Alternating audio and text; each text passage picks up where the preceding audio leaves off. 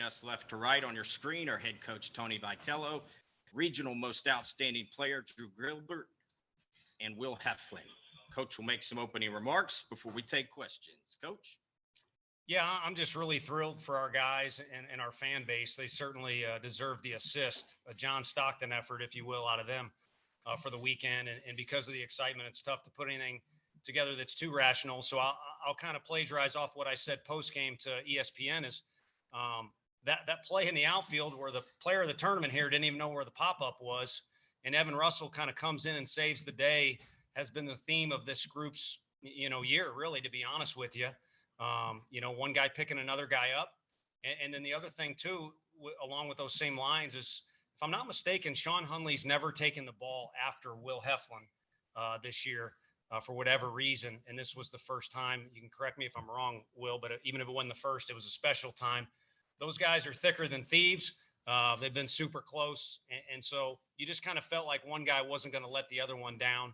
And, of course, it all started with Will Heflin, who I think mistakenly felt he let us down last Sunday in the SEC championship game, when in reality he was phenomenal for us then, and he was just as outstanding tonight. He's been here again through thick and thin of the program and has seen it through. So a special deal, and rambling on, but a lot of emotions were built into this week. Don't make fun of me, but I was a soccer guy growing up, and the World Cup, when you got in the toughest group, they called it the group of death. And a lot of people thought this was the regional of death because of the talent, how tough it was. And those teams are tough, but our team is incredibly tough. And they showed that this weekend. So it was a pleasure to watch them do it. Questions. We'll start with Ben McKee, and then we will go to Wes Rucker. Tony, you talk about this regional being the group of death. Just what does it say about your guys to kind of not pay attention to that, not flinch, and sweep the regional and then advance to the super regional? It shows their resiliency, but it also shows the way, again, I think 4 years ago, Will could attest the mentality piece needed growth. And without that mentality piece this year, they wouldn't have been able to do that. I mean, it was so challenging to come home after a difficult loss. You figure celebrating on Monday will twist that around a little bit. And the kids were excited to host. But when you hear over and over again the same message, it's going to be difficult. You didn't get a good break, things like that. It's tough not to believe it.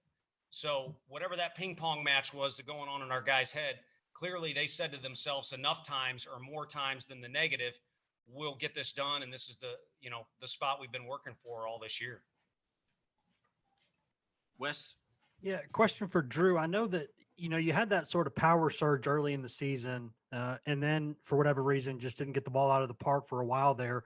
Was there anything going on sort of technically with your swing there, or was it just sort of waiting for it to come back and kind of run into a few of them? Yeah, I mean, obviously with last year, being cut short, I didn't really get to have my first run in the SEC.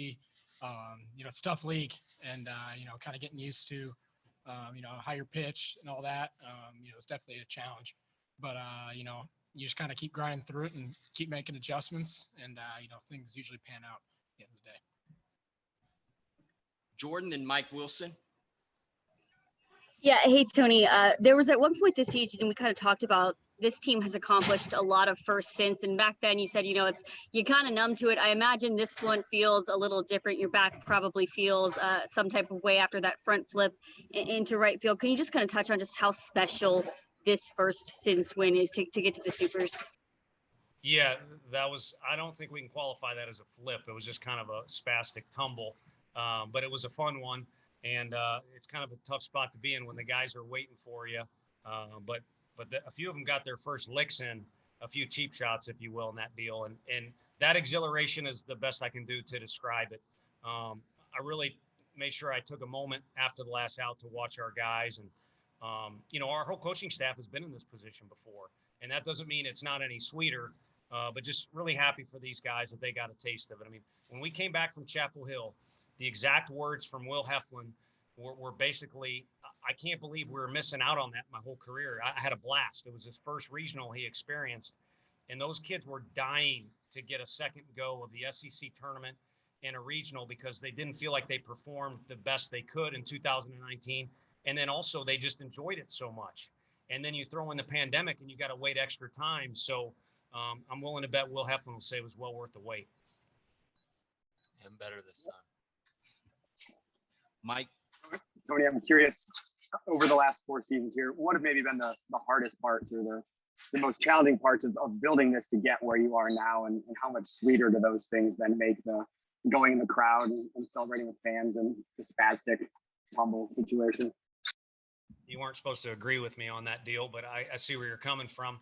I think the mindset thing, I think the belief, again, to quote another Vol great, Nico Masha, kind of off to the side said they don't really feel like they belong in the SEC, like they don't fit in with the other teams. And the former staff, in my opinion, did a really good job of kind of digging the Vols out of a hole, and they recruited some good players. And there's no reason they shouldn't feel like they can compete in our league. So that mindset thing has been a constant grind.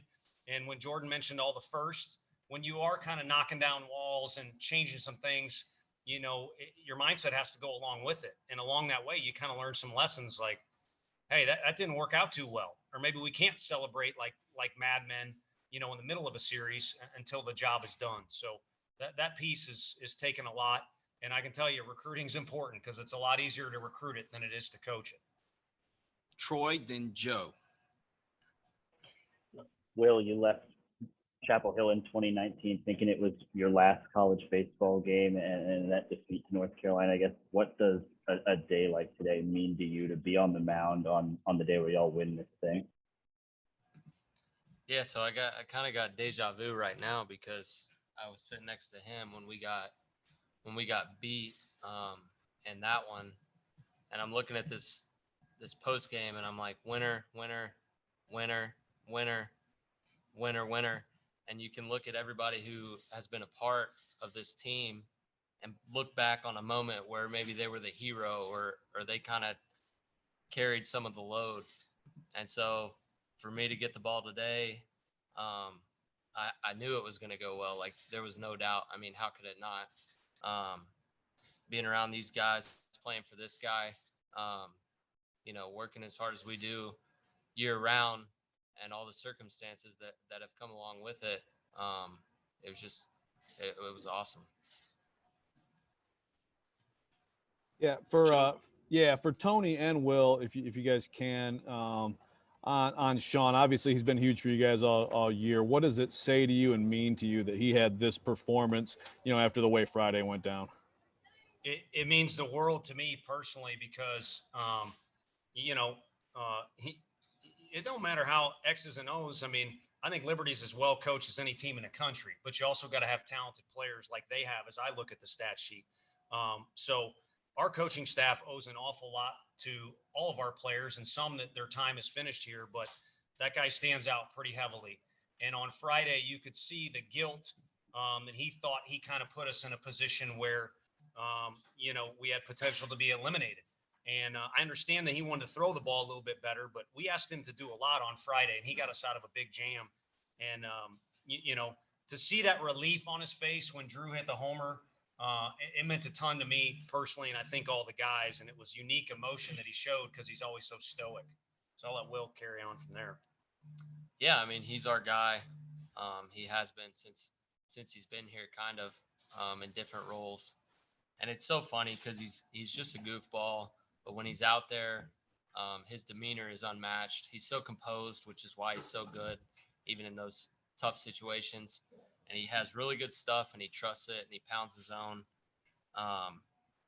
It's kind of hard to put your finger on it at this point. But then when you look back at his season in its entirety, he was always the guy when we needed a win. So even when it didn't happen, you were like, well, that was our guy. And so he's been a huge backbone of this pitching staff out of the bullpen. And, we're going to need him going forward just like everybody else. Ryan and Trey. For Will, Tony mentioned a second ago, you maybe felt like you let the team down last week. Just how antsy or excited were you to get back out there with a chance to win another tournament? And what did you feel like you had working for you today? Well, first of all, today was probably the best that my slider location was all year, and I leaned on that heavily. I was able to keep that away from lefties pretty much the entire game. And some of their better hitters were left-handed, so to keep them kind of at bay for a little while was good. I really like pitching in big games, so the fact that the SEC tournament ended in a loss, like Coach V said, I gave us a chance to win, but it wasn't good enough. And I'm a competitor, and I'll be the first one to admit that. So today was good enough, and I was pretty determined all week. I kind of saw how it was lining up for me to potentially have a chance to either continue our season if we needed to beat somebody twice or to just wrap this thing up. So to go out there and wrap this thing up was a pretty sweet feeling. And I really didn't have any doubts headed into it. Hey, two questions. One for Tony. Tony, you got a little choked up in your post game talking with the ESPN announcers, talking about this past week and I guess everything from the SEC tournament on. Can you expand upon that a little bit? And then also for Will, what was that like coming out in the sixth to a standing ovation, and then the excitement you guys had when Hundley got y'all out of that inning? Go ahead, Will. Well, first of all, that doesn't happen without this swing right here. So, big game Drew gave us the lead there. And that standing ovation was awesome. I didn't want to show too much emotion because, one, the game wasn't over, and two, our season is far from over. But it was a pretty cool moment, and hopefully serves as a little taste because I want to feel that again. And these fans, we've said it kind of all year. Once they kind of open it up and let people come, that the support has been great. And how could you not fall in love with this team? You've got the wild man leading the charge, and you got the wild man in center field, and then you've got the goofballs like Chad Dallas, and you've got the grinders like Max Ferguson. I could talk all day, but this team is so infectious, and the city of Knoxville is behind us, and we don't intend on letting them down. So that's an unbelievable feeling, and we've earned it. And we're excited. We're excited to see how that environment's going to be next weekend because I can't wait. And I thought I got away with that deal there, but the crowd, that noise creates emotion. And honestly, it's my favorite thing in the world is the guys in the locker room. I could hear them afterwards. You can imagine they're all in unison. And, a concert, a game, anything, post game there, when the whole crowd is in unison, it's my favorite thing in the world, along with my family, obviously. So it kind of sparked some emotion, but it was tied into the question that, as you mentioned, talked about the whole week. And, just when we got the job, I grew up watching Pat Summitt and watching Philip Fulmer's football team. And I'm from St. Louis, but I knew what the Vol fan base was all about. And we played here when I was at Arkansas, and it was non-existent. And so when we get the job, I've got a great view of the field from my office. And when you see it in your head every day, call it willing it into existence or whatever, or visioning, but just when you can literally see the crowd full and we know our stadium needs to get better, the only way to definitely do it where you have control of it is to play a regional here. And then it'll have to change. It needs to change. And again, when it comes to fruition, you just want the week to go so well. And honestly, Monday had a little bit of turbulence to it, and it built up and it built up. And then for it to go really well and for our guys to accomplish what they did, it's kind of where some of the extra emotion came. And I'll piggyback off of that. I know I rambled in my opening statement, but I've had the good fortune of being in a lot of these, and it's very difficult to run it. And not only were the fans incredible, but the administration people are the people I'm talking about as far as in charge. Just it was seamless. A little bit of weather delay, but the people were incredible. And they don't understand. They maybe are just doing their task. They're a big part of the way this thing goes. And I hope the other three teams thought it was well run because it dang sure was to me. Ben and Mike. Tony, I wanted to ask you about Drew. He obviously had the grand slam on Friday, and then his 2-run homer today proved to be the difference in the game. Just what did you see out of Drew this weekend that led to so much success? Just determination. That was not obstructed in any way, shape, or form, which is difficult when, I think there's a lot of passion from all of our guys, even Sean Hundley. Like I said, he doesn't always show it, but The key though is passion versus emotion. And when your passion is bleeding through your veins, you're able to put all that cage work and all that time and all that athleticism and strength this dude has, it's put into play. And when you obstruct that with emotion that's running wild, which I rather have guys that the fire's burning too bright and you got to tame it than instead of trying to light it. But with that, it's going to come times where that emotion kind of spills over and it obstructs you from being the person you are. And that's happened with a lot of our guys this year. Poor Pavy, he let it get the best of him at the plate, but we don't win that game without him, catching behind the plate. So that to me was the key is just forging ahead and focusing on what he wants to do instead of some of the things you can get caught up in. Drew, wanted to get you involved because I don't think Liam got asked a question sitting in the middle last night either. So I think you were committed to Oregon State maybe out of high school and ended up here. Why is Tennessee the place that you came? And is this the kind of stuff that you envisioned being possible here when you bought into this program? Absolutely. I mean, this guy right next to me, he's the reason I wanted to come here. He made me believe in a vision, and I wanted to go somewhere where we could do something special. And these two guys right next to me, we're taking some big steps in that direction. And it's pretty special to be a part of a team like this. And it's the best decision of my life to come here. Let me jump in real quick. So last year when COVID was first kind of came out and everybody was quarantined, right? Me and Drew were pretty much the only two guys. He came and stayed in my apartment, and at one point I think there was about a month or two stretch where it was just us two, and we literally had nothing to do other than go to this place that was kind enough to let us work out. And then I would flip to Drew so he could hit, and then we'd get a lift in, and then we'd throw and do whatever we needed to do. But it was pretty much just us for a while. And to be sitting right here now, like, it's crazy. It's crazy. A few more, Troy, then Ryan. Tony, after 62 pitches on Friday, what went into the decision to let Sean finish the game today, and what did you think of his stuff today? His text message he sent me today, I didn't have him on the ready list. I was going to let him play catch and feel it out. And I know it's tough I'm attached to my phone too much. So I think you can interpret texts sometimes inaccurately, but I've gotten better at it. And it was not only I'm available, but I want the ball. And so it was a no-brainer that he was going to follow his mate. And I kind of mentioned that deal in the locker room that, these two are pretty close. And I can envision this guy handing the ball off to him, and those two combined will get us to the spot we need to be. And it worked out the right way because of, Sean just kind of forged ahead. Their guy did too. Ellard, he threw as well on Friday, and that guy was a maniac out there. Our guys didn't really get to him. They just kind of, grinded through some stuff, and we had some success. So when it comes this time of year, it is a good time of year to ride your horses. And it's a good time of the year for the guys to kind of suck it up and go do what they're capable of doing. So he was phenomenal tonight. Had a little bit of adversity a couple times, but no better guy at handling that stuff. Will, if I'm not mistaken, when you were talking to us 2 years ago in North Carolina, you didn't know if you were going to come back for another season. To come back, have the injury you had, and be so close to being back last year when COVID hit, just what's the waiting been like, and how much sweeter does it make this moment?